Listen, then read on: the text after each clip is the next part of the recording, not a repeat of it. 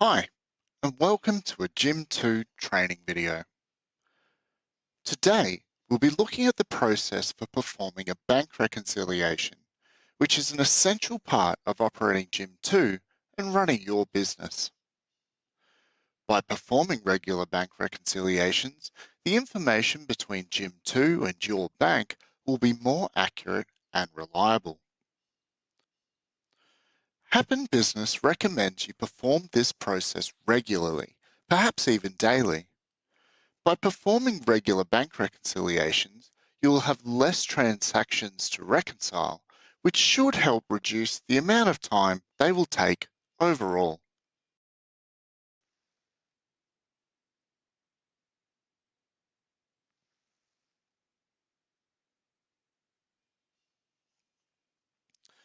To access the Bank Rec tool in Jim2, click on the Accounts in the ribbon, and then click Bank Rec. The Bank Rec window will appear. Select the bank account that you would like to reconcile from the Account drop-down. Next, enter the bank statement date. This will default to today, so adjust it to the bank statement as you need. Then click Run.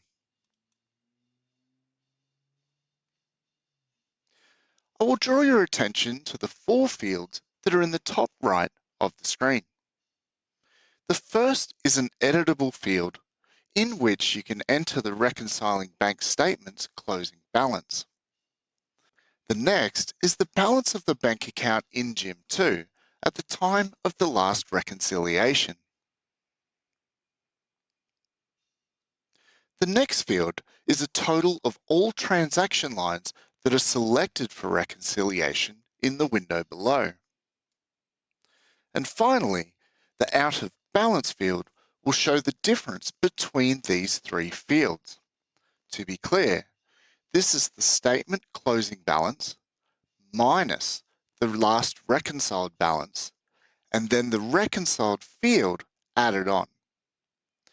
This field must be at $0 to be able to reconcile the transactions marked for reconciliation. If it is not at $0, the reconcile button in the bottom left will be grayed out.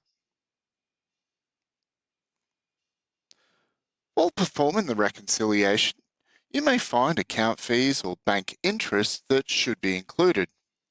You can add these easily from this screen with the Bank Entry button while in edit mode. Clicking on this will bring a new window up in which you can easily add these types of entries.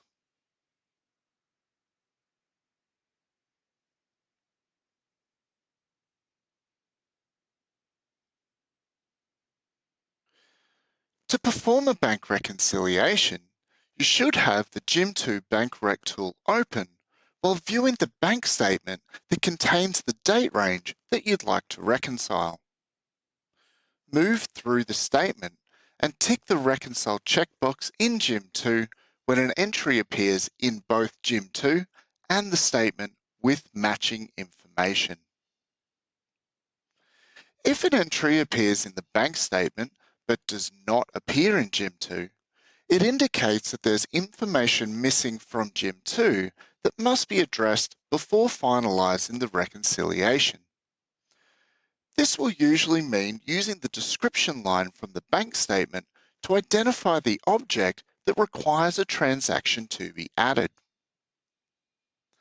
If there's an entry in Jim2 that does not appear in the bank statement, it can mean that a transaction that was entered in Jim2 was not translated into a transaction in your bank account.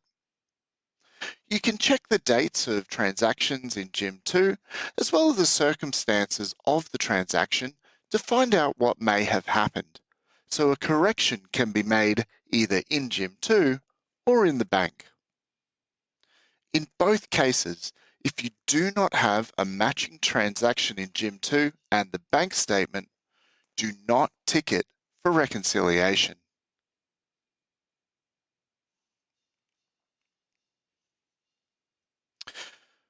When performing bank feeds, you're effectively creating an association between your bank statement and Jim2 to mark the transaction as ready to reconcile.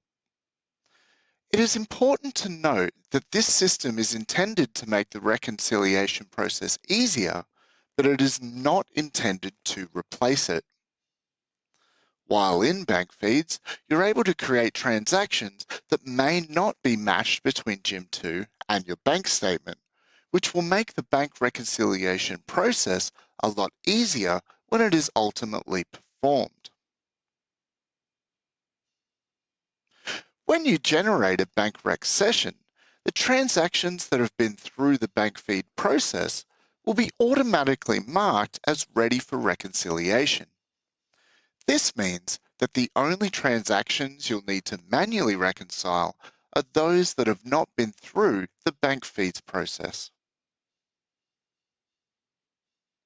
If you have any questions about this process or would like to know more, please don't hesitate to contact us at support, either via email or the phone numbers you see on screen. Thanks.